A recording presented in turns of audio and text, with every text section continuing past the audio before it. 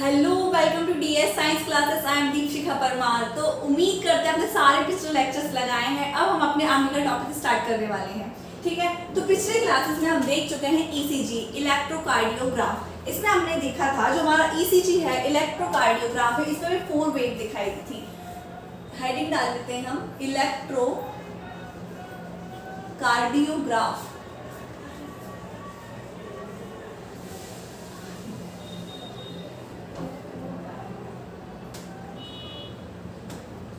Electrocardiograph में जो हमने ग्राफ देखा था, वेव देखी थी, उसमें हमने क्या देखा था, जो हमारी वेव है वो कैसे दिखाई देती है। हमारी हार्ट की जो 4 इलेक्ट्रिकल एक्टिविटीज होती हैं वो शो करती हैं इन ग्राफ्स के थ्रू। ठीक है, तो जो इलेक्ट्रिकल एक्टिविटी होती है हमारी वो इलेक्ट्रोकार्डियोग्राफ के थ्रू होती है, दिखाई देती है। तो उसमें हमने एक कार्डियक साइकिल में कितनी वेव देखी थी, हमने 1, जिसे हमने नाम दिया था P and QRS complex, then T wave। और ये पूरा एक वेव जो है हमारी 4 इलेक्ट्रिकल एक्टिविटीज 1 कार्डियक साइकिल को रिप्रेजेंट करती थी। क्लियर?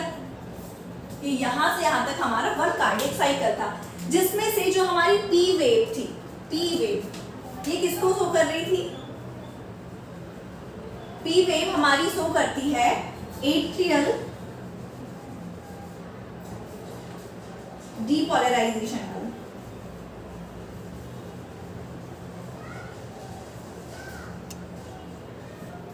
क्लियर? जो हमारी पी वेव है वो किसको शो कर रही थी? Atrial depolarisation. ओके, या फिर एट्रियल कॉन्ट्रैक्शन। क्यों डीपोलराइजेशन से तो क्या होता है हमारा? कॉन्ट्रैक्शन। ये हमारे पिछले लेक्चर के आते हैं, पिछला लेक्चर जिसने लगाया उसे इजीली ये लेक्चर समझ में आएगा। एंड उसके बाद ये जो हमारी है QRS, ये 3 वेव नहीं, ये हमारी मिलाकर एक ही वेव है। इन तीनों वेव, ये जो PQRS है ये बनाती PQR कॉम्प्लेक्स,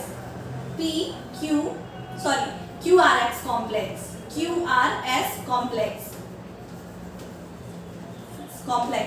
ये किस चीज को शो करता है? एट्रियल डीपोलराइजेशन के बाद आना चाहिए कि एट्रियल रीपोलराइजेशन, लेकिन एट्रियल रीपोलराइजेशन नहीं दिखाई देगा इस वेव में।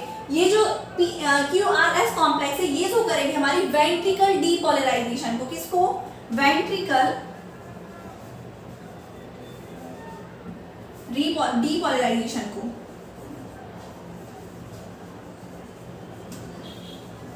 क्लियर है? मतलब वेंट्रिकल कॉन्ट्रैक्शन, ये भी वेंट्रिकल कॉन्ट्रैक्शन को शो करेगी। तो आखिर हमारा जो एट्रियल रीपोलराइजेशन है वो कहाँ गया, मतलब एट्रियल रिलैक्सेशन कहाँ गया? तो पिछले लेक्चर में हमने बात की थी, जो हमारा एट्रिया है पहले ये कॉन्टैक्ट होता है, तो जो पहला वेव है हमारा उसके एट्रिया के कॉन्ट्रैक्शन से शो करेगी पी वेव एट्रियल कॉन्ट्रैक्शन को, मतलब एट्रियल डीपोलराइजेशन को, क्योंकि कॉन्ट्रैक्शन इट मींस डीपोलराइजेशन। ठीक है, लेकिन एट्रियल रीपोलराइजेशन कहाँ गायब हो गया? तो हमने बात किया था जो हमारा एट्रिया जब रीपोलराइज होता है, रिलैक्स होता है, सेम उसी टाइम पर हमारा वेंट्रिकल कॉन्टैक्ट होता है। क्योंकि वेंट्रिकल का साइज बड़ा है, उसमें मसल्स ज्यादा है, तो उसमें डीपोलराइजेशन ज्यादा होगा कंपैरिजन टू एट्रियल रिलैक्सेशन। इसलिए जो एट्रियल रिलैक्सेशन या एट्रियल डीपोलराइजेशन का वेव है ओवरलैप हो जाएगा, मतलब इनसाइड हो जाएगा, हट जाएगा। किसके कंपैरिजन में? QRS कॉम्प्लेक्स में। मतलब वेंट्रिकल उसी टाइम पर, जो वेंट्रिकल है हमारा उसी टाइम डीपोलराइज होगा, सेम टाइम एट्रियल डीपोलराइज होगा। तो जो वेंट्रिकल का वेव है QRS ओवरलैपिंग कर लेगा किस पे? एट्रियल रीपोलराइजेशन पे। इसलिए हमारी एट्रियल रीपोलराइजेशन नहीं शो होगी इस वेव में। तो क्या दिखाई देगी? पी वेव जो शो करेगी हमारी एट्रियल डीपोलराइजेशन को, एट्रियल रीपोलराइजेशन हट गई है, नहीं दिखाई देगी। देन उसके PQRS जो है QRS कॉम्प्लेक्स, ये शो करेगा हमारा वेंट्रिकल डीपोलराइजेशन को, मतलब वेंट्रिकल कॉन्ट्रैक्शन को। ओके, अब वेंट्रिकल कॉन्ट्रैक्ट हो गया और लास्ट में क्या होता है? वेंट्रिकल कॉन्ट्रैक्ट होकर रिलैक्स होगा, मतलब रीपोलराइज होगा। तो ये जो लास्ट वेव है हमारी टी वेव, ये क्या शो करेगी? वेंट्रिकल जो टी वेव है हमारी, टी वेव शो करेगी वेंट्रिकल रिलैक्सेशन। वेंट्रिकल रिलैक्सेशन या फिर वेंट्रिकल रीपोलराइजेशन। क्लियर है? तो जो हमारी इलेक्ट्रिकल एक्टिविटीज होती हैं, इलेक्ट्रिकल एक्टिविटीज तो 4 होती हैं, कौन कौन सी? एट्रियल डीपोलराइजेशन, फिर atrial repolarization, then ventricle depolarization and ventricle repolarization. लेकिन जो हमारी इलेक्ट्रोकार्डियोग्राफ में जो शो होती है वेव, उसमें सिर्फ 3 वेव शो होती हैं। एक होती है पी वेव जो हमारे एट्रिया कॉन्ट्रैक्शन को शो करेगी, देन QRS वेव या कॉम्प्लेक्स, ये शो करेगा हमारा वेंट्रिकल कॉन्ट्रैक्शन है, वेंट्रिकल डीपोलराइजेशन को, एंड लास्ट में जो हमारा है टी वेव, ये शो करेगा हमारा वेंट्रिकल रिलैक्सेशन या रीपोलराइजेशन को। आई होप आपको ये समझ में आ गया है। तो 4 इलेक्ट्रिकल एक्टिविटीज में से ग्राफ में सिर्फ ये 3 वेव ही शो होंगी, मतलब 3 इलेक्ट्रिकल एक्टिविटीज ही शो होंगी। ओके, तो इन से आपको समझ में आया कि हमारी जो इलेक्ट्रिकल एक्टिविटीज है P wave, QRS wave and T wave, ये जो पूरी वेव है ये रिप्रेजेंट करती है हमारी 1 कार्डियक साइकिल को। मतलब एक कार्डियक साइकिल जिसमें धक धक का साउंड प्रोड्यूस होता है, वो इस वेव में इस टाइप से दिखाई देता है, सो ऐसे होता है। जैसे जब भी हम लीड्स लगाते हैं, मेजर करते हैं अपने किसी पेशेंट की हार्ट बीट्स को, तो वो कुछ इस टाइप से हमारे हार्ट की कार्डियक साइकिल को दिखाएगा। मतलब ये जो वेव है वो तो हमें इतने अच्छे से नहीं दिखाई देगी, किस टाइप से दिखेंगी? कुछ इस टाइप से। तो ये जो वेव है ये हमें अच्छे से नहीं दिखाई देगी, लेकिन ये जो है QRS कॉम्प्लेक्स मतलब R वेव है, ये ही दिखाई देगी। तो देखा जाए तो ये इतना तो हमारा 1 कार्डियक साइकिल है, लेकिन 1 कार्डियक साइकिल हम कैसे इसमें मेजर करेंगे? मतलब ऐसा समझ सकते हैं, जैसे मेरी बॉडी पे लीड्स लगा के रखे हैं और मैं अपनी हार्ट बीट को मेजर करना चाह रही हूँ। वॉच में मैं टाइम देख रही हूँ कि 1 मिनट में मेरा कितने कार्डियक साइकिल चलेंगे, मतलब रेट ऑफ ब्रीथिंग चेक करूंगी। तो कैसे दिखाई देगा? अगर ये हमारा मॉनिटर है और मॉनिटर के थ्रू जो लीड्स लगा के रखा है इस पर मेरी हार्ट बीट को मेजर करेगा, तो ये कैसे दिखाई देगा? ये जो हमारी हार्ट बीट है ये ऐसे ऐसे शो होंगी, कुछ इस टाइप से। क्लियर? तो ये जो है हमारी P wave and T wave, ये तो शो नहीं हो रहा है ना क्लियरली आप किसे देख पा रहे हैं? आर वेव, मतलब QRS कॉम्प्लेक्स को। तो जो आर वेव आपको दिखाई दे रहे हैं, तो इस एक आर वेव को मैं मान सकती हूँ क्या? 1 cardiac cycle. This is a 1 cardiac cycle, and ये 2 cardiac cycle, 3 cardiac cycle, 4 cardiac cycle, ऐसे ये बनते जाएंगे। 1 मिनट में जितना हमें आर वेव मतलब QRS कॉम्प्लेक्स दिखाई देंगे, उतनी ही हमारी रेट ऑफ ब्रीथिंग होगी। मतलब किसी ग्राफ में हम, मतलब किसी मॉनिटर पर, इलेक्ट्रोकार्डियोग्राफ पर हम अपने हार्ट की बीट को, मतलब हार्ट बीट को चेक कर सकते हैं, रेटिंग ऑफ हार्ट बीट को देख सकते हैं कि 1 मिनट में जो हमारी हार्ट बीट है कितने टाइम्स चल रही है, किसके थ्रू? इन आर वेव के थ्रू। मतलब आर वेव जो है QRS कॉम्प्लेक्स, इसकी काउंटिंग के थ्रू हम अपनी जो हार्ट बीट है, रेट ऑफ ब्रीथिंग, इसे चेक कर सकते हैं। क्लियर है? अभी हमने क्या देखा था? ये तो हमारी हो गई वेव और ये हो गई हमारी मेजरमेंट की बात, मतलब जो हम अपना हार्ट है उसमें कैसे ब्रीथिंग देख सकते हैं, रेट ऑफ ब्रीथिंग 1 मिनट में कितना चल रहा है मॉनिटर पे, कैसे चेक कर सकते हैं। अब हमने क्या बात करी थी? जो हमारी पी वेव है इनिशियली स्टार्ट हो जाएगी, पी वेव ऐसे स्टार्ट हो रही है, ठीक है? ये 1 कार्डियक साइकिल को रिप्रेजेंट कर रही है टी वेव तक। तो क्या बात हुई थी? जैसे ये टी वेव दिखाई देती है, तो क्या हमारा जो एट्रिया, पी वेव किसको शो करती है? एट्रिया डीपोलराइजेशन को। तो जैसे ये पी वेव यहाँ से स्टार्ट हो जाती है, ये यहाँ से, तो क्या हमारा एट्रिया कॉन्टैक्ट होने लगता है? तो नहीं। जैसे हमने बात की थी, जैसे हम फैन ऑन करते हैं, स्विच ऑन करते से ही फैन चालू नहीं होता है, पहले वो चार्ज मूवमेंट होते हैं, वहां तक जाता है चार्ज और उसको सिग्नल देता है, देन उसके बाद रोटेशन होता है। सेम एज जब हम स्विच ऑफ कर देते तो फैन डायरेक्ट ऑफ नहीं होता है, वो कुछ टाइम के बाद ऑफ होता है, मतलब वो पहले अपना वर्क कंप्लीट कर लेगा जितना उसे करना, उसके बाद ही ऑफ होता है वो। क्लियर? वैसे ही जैसे ये पी वेव दिखाई देगी आपको, सेम उस सिचुएशन पे आपका हार्ट कॉन्ट्रैक्ट नहीं करेगा, इट मींस आपकी जो एट्रिया है कॉन्ट्रैक्शन डीपोलराइजेशन नहीं करेगी। तो जैसे ये यहाँ से पी वेव उठेगी, दिखाई देगी आपको, उसके कुछ टाइम बाद, मतलब मान सकते हैं इतने टाइम के बाद क्या स्टार्ट होगा हमारा? Atria depolarization. मतलब यहाँ से स्टार्ट होगा हमारा एट्रिया डीपोलराइजेशन, और ये चलेगा कितने टाइम तक? यहाँ तक। ये यहाँ समाप्त नहीं होगा, कुछ टाइम लेट स्टार्ट हुआ है, तो बीट जो हमारी वेव है स्टॉप होने के बाद, मतलब लीनियर होने के बाद कुछ टाइम तक ये एट्रिया डीपोलराइजेशन चलेगा। मतलब ये वेव दिखाई दी तो इनिशियली वेव से स्टार्ट नहीं हो, वेव जब पीक पे आई उसके बाद हमारा एट्रिया कॉन्ट्रैक्शन स्टार्ट हुआ, देन जब जो वेव है हमारी लीनियर हो गई, उसके तुरंत कि हमारी जो एट्रिया है कॉन्ट्रैक्ट होना बंद नहीं होगी, वो सीधे जब तक लीवर ने कुछ टाइम तक वो अपना वर्क कंप्लीट करेगी, देन उसके बाद ये कॉन्ट्रैक्ट से रिलैक्स होगी। क्लियर है?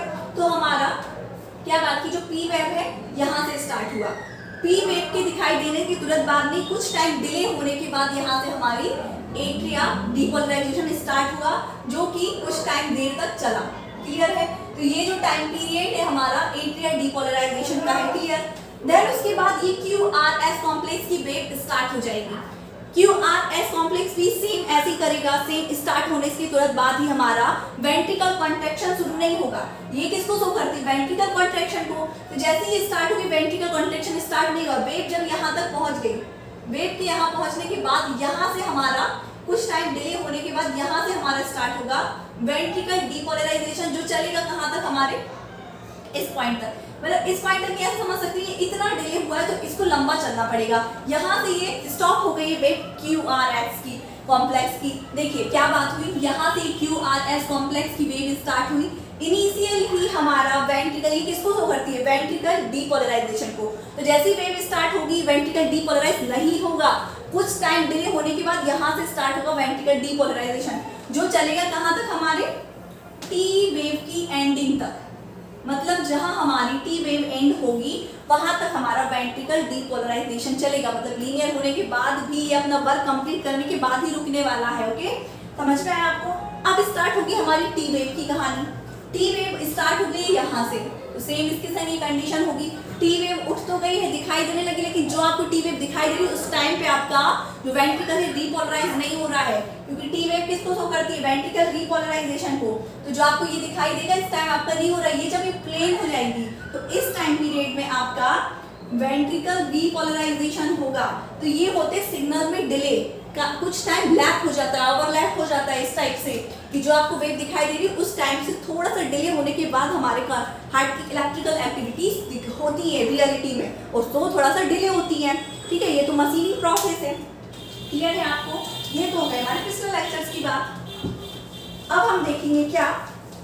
साइज ऑफ इलेक्ट्रोकार्डियोग्राफ या इलेक्ट्रोकार्डियो साइज ऑफ वेव। जो वेव है हमारी ECG, इसको हम इसके वेव के साइज को देखेंगे कि अगर ये डिक्रीज होता है या इंक्रीज होता है तो क्या होता है, क्या कंडीशंस दिखाई देती हैं, या फिर क्या डिसीज के कारण ये वेव जो है होती है। क्योंकि हम क्या देखते हैं, जब भी कोई पेशेंट एडमिट होता है हॉस्पिटल में तो उसको हम क्या BP वगैरह लगा के रखते हैं, लीड्स लगा के रखते हैं, जिसके थ्रू हम उसकी हार्ट बीट को मेजर करते हैं इलेक्ट्रोकार्डियोग्राफ के थ्रू। तो उसमें हम क्या देखते हैं, जो हमारा हार्ट की इलेक्ट्रिकल एक्टिविटीज है वो प्रॉपरली हो रही है या नहीं। मतलब देखिए कैसे, जब भी कोई बंदे को हम एडमिट करेंगे उसको लीड्स लगा के रखते हैं, मॉनिटर पे क्या देखते हैं कि उसकी हार्ट बीट प्रॉपर वर्क कर रही है या नहीं। मतलब उसके हार्ट में जो इलेक्ट्रिकल एक्टिविटीज है, इट मींस ये कि atrial depolarization and repolarization, ventricle depolarization and repolarization continue चल रहा है या नहीं अच्छे से। तो ये कैसे दिखाई देती है? कुछ इस टाइप से दिखाई देती है, जो क्या शो करती है? हार्ट की इलेक्ट्रिकल एक्टिविटीज को। इसके थ्रू हम क्या मेजर करते हैं कि जो बंदा है बढ़िया उसका हार्ट का वर्क कर रहा है, मतलब उसके हार्ट की इलेक्ट्रिकल एक्टिविटीज क्लियरली चल रही है। लेकिन हमेशा ये वेव ऐसी नहीं होती है। आपने देखा होगा कभी टीवीओ में कि ये हार्ट की इलेक्ट्रिकल एक्टिविटीज कैसे चलती है, पहले ऐसे चलेगी, फिर ये लेंथ इसकी थोड़ी सी कम होती जाएगी और फिर कुछ टाइम के बाद ये सीधी हो जाती है, और जब ये सीधी होती है तो मतलब डेथ हो जाती है उस व्यक्ति की। तो ये क्या शो करती है? ये शो करती है आपकी इलेक्ट्रिकल एक्टिविटीज को, कि मतलब आपके हार्ट में प्रॉपर काम चल रहा है या नहीं। कंटिन्यू वेव ऐसे चलती रही है तो मतलब कार्य कर रहा है आपका हार्ट अच्छे से। लेकिन अगर ये पीक बढ़ रहा है, ज़्यादा इंक्रीज हो रहा है नॉर्मल से, अगर नॉर्मल आपका इतना है कि नॉर्मल से अगर ये ज़्यादा इंक्रीज कर रहा है तो भी कोई दिक्कत की बात है हार्ट में, और अगर कम कर रहा है तो भी दिक्कत की बात है, और स्ट्रेट है तो फिर तो कहानी ही खत्म है। क्लियर है? तो ये समझ में आया? ये क्या शो करेगी? आपकी हार्ट की इलेक्ट्रिकल एक्टिविटीज को। ये क्या होता है? इलेक्ट्रोकार्डियोग्राफ। इसके थ्रू हम अपनी इलेक्ट्रिकल एक्टिविटीज को चेक करते रहते हैं हार्ट। क्लियर है? अब क्या बात हुई, हमने क्या देखा, जो हमारी हार्ट की इलेक्ट्रिकल एक्टिविटीज है वो कैसे होती है? एक कार्डियक साइकिल जो धक धक साउंड का प्रोड्यूस करता है वो कैसे चलता है? पहले हमारी टी वेव, देन उसके बाद PQRS कॉम्प्लेक्स, फिर टी वेव ऐसे दिखाई देती है। तो ये हमारी वन कार्डियक साइकिल को रिप्रेजेंट करती है। लेकिन जब हम मॉनिटर पे देखते हैं तो हमारी जो पी वेव है एंड टी वेव है ये दिखाई नहीं देती है, सिर्फ दिखाई देती है क्या, P Q R S complex मतलब आर वेव। तो आर वेव के थ्रू हम चेक कर सकते हैं 1 मिनट में हमारी कितनी हार्ट बीट चल रही है, मतलब रेटिंग ऑफ हार्ट बीट देख सकते हैं हम 1 मिनट में किसके थ्रू, इलेक्ट्रोकार्डियोग्राफ के थ्रू। आई होप आपको समझ में आया। अब हम देखेंगे इसका साइज इंक्रीज होता है डिक्रीज होता है तो क्या डिसीज हमें दिखाई देती हैं, क्योंकि नॉर्मल चल रहा है तो ठीक है, लेकिन अगर आपका इलेक्ट्रिकल जो एक्टिविटीज हैं वर्क नहीं कर रही हैं अच्छे से, इलेक्ट्रिकल एक्टिविटीज नहीं तो हो रही हैं, तो मतलब हार्ट में कोई दिक्कत है मतलब कोई डिसीज है। अब वो डिसीज क्या है तो ये देखेंगे हम कि हार्ट बीट जब इंक्रीज होगी वेव तो किस चीज को शो करेगी, डिक्रीज होगी तो क्या शो करने वाली है।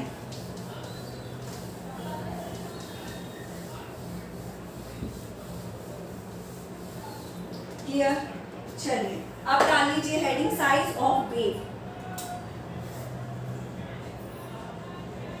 साइज ऑफ वेव नॉर्मली अगर हम अपनी वेव बनाएं ईसीजी इलेक्ट्रिकल एक्टिविटीज हार्ट की वेव को तो कैसे दिखाई देती है, P wave then Q R S complex then T wave, और ये होता है हमारा वन कार्डियक साइकिल। क्लियर है, वन कार्डियक साइकिल इसका टाइम पीरियड होता है 0 से 0.8 सेकेंड का। क्लियर है, ये हमारे वन कार्डियक साइकिल होता है। अब अगर बात करें हम पी वेव की, पी वेव तो आपको समझ में आ गया है कि पी वेव किसे रिप्रेजेंट करती है। पी वेव हमारे एट्रियल डीपोलराइजेशन को शो करती है, मतलब एट्रियल कॉन्ट्रैक्शन को शो करती है।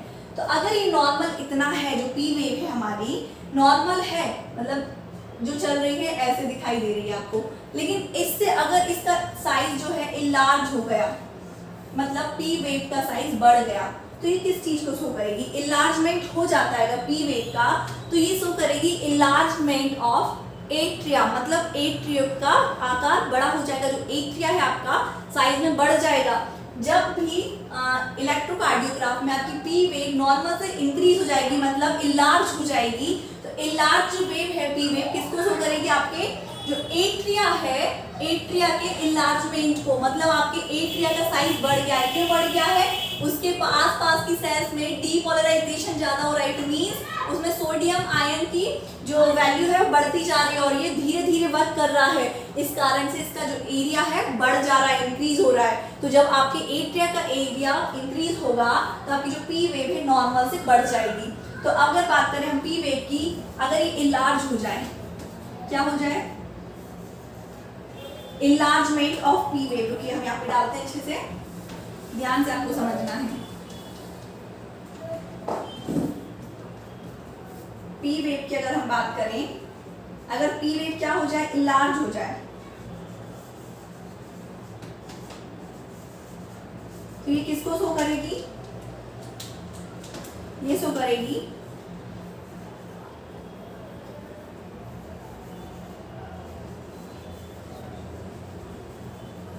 enlargement of atria. क्लियर है, जब आपकी पी वेव नॉर्मल से, नॉर्मल अगर ये कैसी है, ऐसी है, तो नॉर्मल से अगर आपको इलार्ज दिखाई दे पी वेव, तो ये किसको शो करने वाली है, इलार्जमेंट ऑफ एट्रिया, मतलब एट्रिया का साइज इलार्ज हो जाना ही इसको शो करेगा। क्लियर है, देन अगर हमारी पी क्यू आर, मतलब इसमें जो आर वेव है नॉर्मल से ज्यादा बड़ी हो जाए, मतलब इलार्ज हो जाए हमारी आर वेव, तो ये किसको सेम शो करेगी, क्योंकि हमें पता है क्यू आर एस वेव जो है शो करती है वेंट्रिकल डीपोलराइजेशन को, मतलब वेंट्रिकल कॉन्ट्रैक्शन को। ठीक है, तो अगर P Q R S complex में आर वेव अगर इंक्रीज हो जाए, इलार्जमेंट अगर लिखें आर वेव का,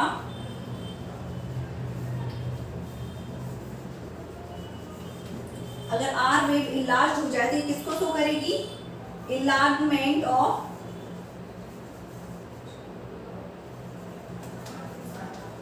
वेंट्रिकल।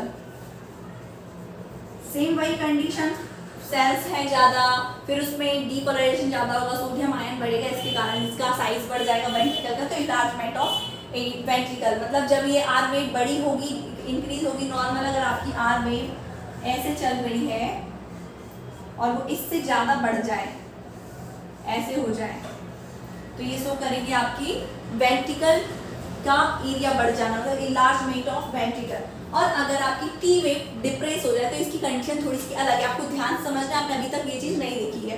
तो देखिए, ये नॉर्मली हमारी वेव इंक्रीज होगी, डिक्रीज होगी, अगर ये इंक्रीज होती है तो शो करेगी वेंट्रिकल का एरिया बढ़ना, मतलब इलार्जमेंट ऑफ एट्रिया, एंड ये होगी तो वेंट्रिकल का इलार्जमेंट। अगर हमारी टी वेव डिप्रेस हो जाती है, मतलब नॉर्मल हमारी टी वेव ऐसे चल रही है, लेकिन अगर ये हो जाए ऐसे, टी वेव डिप्रेस हो जाए, तो ये किसको शो करेगी?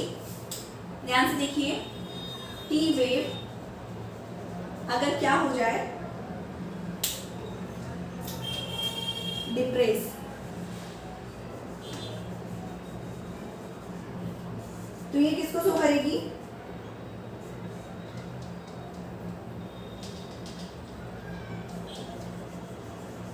लेसर सप्लाई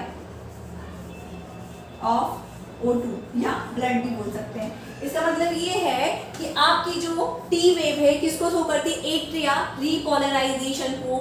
इसका मतलब ये है जो आपका हार्ट है, देखिए यहाँ पे, ये आपका जो हार्ट है क्या करता है, यहाँ से आती है डीऑक्सीडेटेड ब्लड और यहाँ से जाती है लंग्स तक, एंड यहाँ से फिर आता है हमारा ऑक्सीडेटेड ब्लड होकर, और ये जो एओर्टा है यहाँ से जाता है हमारा ऑक्सीजनेटेड ब्लड सारे ऑर्गन्स तक। लेकिन ये बात जो आपने अभी तक नहीं देखी, इसको ध्यान से समझना है। जो हमारा हार्ट है सबको ऑक्सीजन तो प्रोवाइड करता है, लेकिन इसे भी वर्क करना है, इसे भी एनर्जी चाहिए, तो इसकी सेल्स को भी ऑक्सीजन चाहिए, मतलब ऑक्सीजन ये खुद भी लेगा ना, तो सारे ऑर्गन्स के साथ जब ये खुद को ऑक्सीजन देगा तो ये कैसे देगा? यहाँ से जो एओर्टा है यहाँ से एक ब्रांच निकलती है जो इस ब्रांच के थ्रू यहाँ पर ऑक्सीजन प्रोवाइड होता है। इसको हम क्या बोलते हैं? इसे हम बोलते हैं कोरोनरी आर्टरी, कोरोनरी आर्टरी या एओर्टा। कोरोनरी आर्टरी, ये याद रखना है, कोरोनरी आर्टरी जो होती है सप्लाई करती है हार्ट को ऑक्सीजन। अगर ये आर्टरी क्या हो जाए? जाम हो जाए, ये जो पाइप है, ये ब्रांच अगर जाम हो जाए तो हार्ट तक ऑक्सीजन नहीं पहुंचेगा, और हार्ट तक अगर ऑक्सीजन प्रॉपर्ली नहीं पहुंच पाएगा, इस सिचुएशन में ये जो हमारी टी वेव है डिप्रेस हो जाएगी, तो ये डिसीज होती है कोरोनरी आर्टरियल डिसीज। ठीक है, तो इसको आपको याद रखना है कि जब भी कोरोनरी जो हमारी टी वेव डिप्रेस होगी, ये क्या शो करेगी? जो कोरोनरी आर्टरी है जाम हो गई, ऑक्सीजन नहीं मिल पा रहा हार्ट को प्रॉपर्ली, इसलिए डिप्रेस हो जाएगी, तो ये शो करेगी lesser supply of O2 to heart, to heart. Clear? अब अगर यही टी वेव इलार्ज हो जाए, क्या हो जाए? टी वेव इलार्ज हो जाए,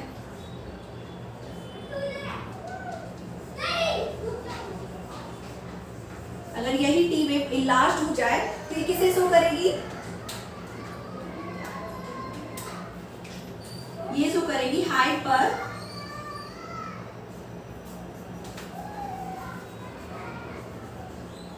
हाइपरकैलेमिया। ये भी एक डिसीज, ये हाइपरकैलेमिया इसका मतलब ये होता है जब ये जो टी वेव है हमारी नॉर्मल से ज्यादा बढ़े, अगर ये नॉर्मल होती तो इससे ये ज्यादा बढ़ जाए टी वेव, तो ये हाइपरकैलेमिया इसका मतलब होता है जो पोटेशियम आयन है, मतलब ये वेव कब होती है, किसको शो करती है? टी वेव हमारी वेंट्रिकल रीपोलराइजेशन को। रीपोलराइजेशन मतलब होता है सेल से के पॉजिटिव का बाहर निकलना, मतलब पोटेशियम का बाहर निकलना। अगर पोटेशियम ज्यादा वैल्यू बढ़ेगी इसकी बॉडी में, मतलब ज्यादा मात्रा में अगर पोटेशियम शरीर में आ रहा है, बाहर आ रहा है सेल से, तो ये जो हमारी टी वेव है इंक्रीज हो जाएगी, इलार्ज हो जाएगी, तो इसी को बोलते हैं हाइपरकैलेमिया, मतलब बॉडी में के पॉजिटिव की वैल्यू बढ़ जाना ही ये होता है। आई होप आपको आज का लेक्चर समझ में आया है अच्छे से कि हमने क्या देखा है, साइज ऑफ वेव देखा है, जो हमारे इलेक्ट्रोकार्डियोग्राफ है उसमें हमने जो इलेक्ट्रिकल एक्टिविटीज को शो करता है हमारी ये वेव, इसका हमने साइज देखा कि जब ये इलार्ज होगा कैसे, क्या चीज को शो करने वाला है, डिक्रीज होगा तो क्या चीज शो करने वाला है। आई होप आपको आज का लेक्चर समझ में आया, and thank you so much watching my video. हमारे साथ इसी प्रकार बने रहिए।